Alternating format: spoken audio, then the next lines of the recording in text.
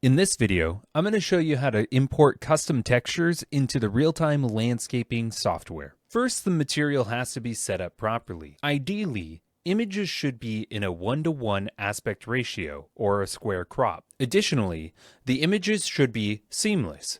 What that means is when the image repeats, you don't see a seam. I'm going to show you the two different ways of importing a custom texture. The first, we're going to use the standard Picture Import Wizard, found under the Tools menu. First, go ahead and click Tools, and then select Picture Import Wizard.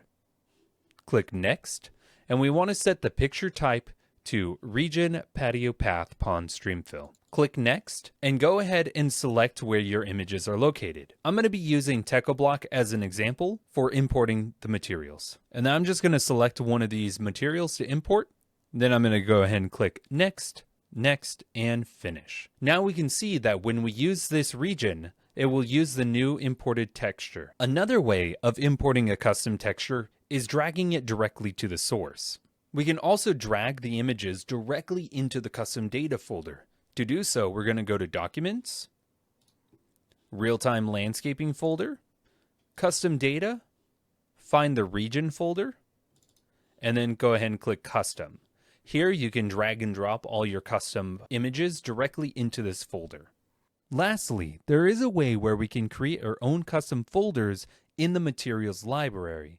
I'm going to actually back up to Region. If you're going to be using the TechoBlock materials from the Designer Toolbox, we can actually just copy and paste their folders directly into this file location.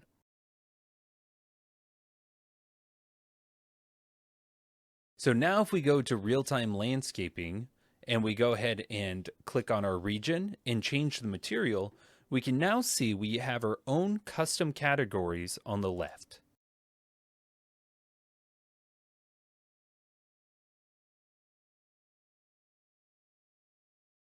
And that's it. Thank you for watching, and if you have any questions, please reach out to support@ideaspectrum.com or visit our website at ideaspectrum.com. Thanks.